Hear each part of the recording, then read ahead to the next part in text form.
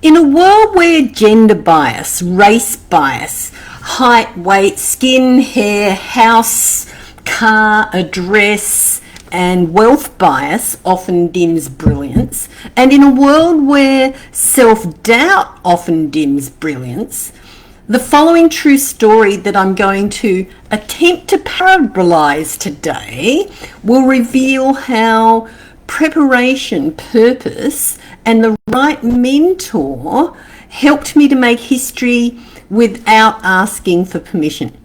And if you've ever been underestimated, then this is for you.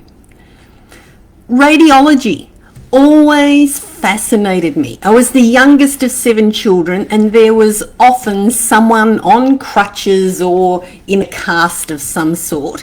And my mum took the x-rays at our local hospital. There was something incredibly satisfying about uncovering what couldn't be seen with the naked eye, finding the cause of someone's pain, injury, or disease by reading the story that was hidden in their bones. It was like solving a mystery that mattered. I had the privilege of learning from one of the best in the world, Dr. Terry Yoakum. And if you've studied any cousin to radiology or pretty much any healing modality, you'll know the name. He co-authored the global textbook, Yoakum and Rowe, The Essentials of Skeletal Radiology, with Dr. Lindsay Rowe. And he had a teaching presence as sharp as his suits and his shoes and as bold as his Texas-sized charisma. But what genuinely mattered to me was how he treated me. He saw me. In his classroom, I wasn't the girl in a male-dominated field. In his classroom, I was just a student, smart, capable, and just as entitled to answer out loud as any of the men that were around me. Not like in Dr. Baptist's classes, who frequently told me I had no business being at chiropractic college. I was taking the place of that a male could have. I should be home cooking my husband's dinner and taking care of babies. Dr. Yoakum allowed me to show what I could do, and I did. Some of my x-rays are included in the Yoakum and Rowe textbook. By the time I reached our final clinical exams, the exit exams, the graduate or not exams, the pressure, it was immense. Real-world chiropractors were brought in to assess us, and they did not assess us gently. They grilled us to see if we were truly ready to enter into the profession.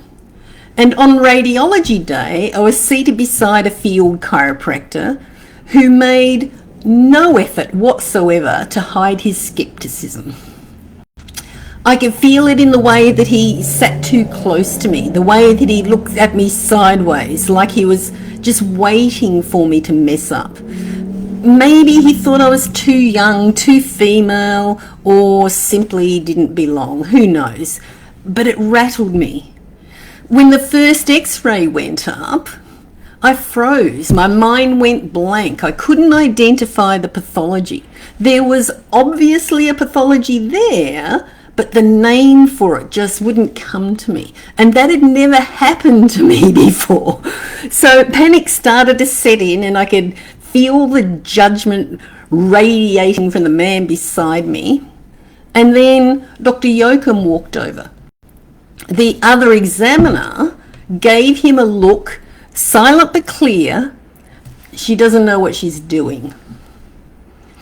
And Dr. Yoakum chuckled, not at me, but at the ridiculousness of the situation. Then he did what real mentors do. He met me where I was and walked me through it. Is this patient male or female? Female. How do you know? The shape of the pelvis. One step at a time, my panic subsided and the fog began to clear.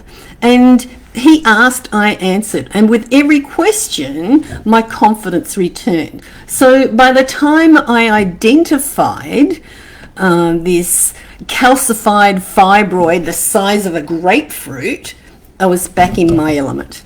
And from there, Dr. Yoakum didn't hold back. He started putting up film after film and I nailed every single one.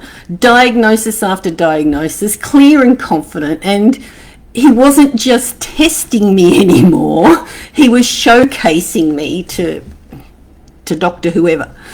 And at graduation, I was awarded the Radiology Excellence Award. I was the first female to ever receive it. There was no fanfare, no spotlight, just quiet recognition of what I had earned.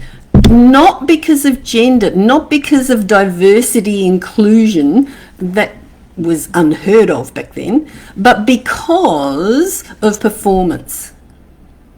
So what is the point that I'm making? Why is this relevant to you? It's relevant because the right mentor can change your trajectory. Dr. Yoakum didn't just teach radiology, he validated a young woman's right to belong. He didn't just validate the right to belong to me, he validated my right to belong to the male lecturers, the practitioners, and the students around me. The people who recognise your worth will help you rise. So find them, stick with them, let them mirror back to you your own power. Doubt doesn't mean defeat. Your brain can stall without meaning that you're broken. Freezing isn't failure. What matters is how quickly you reboot and rise again. Your ability to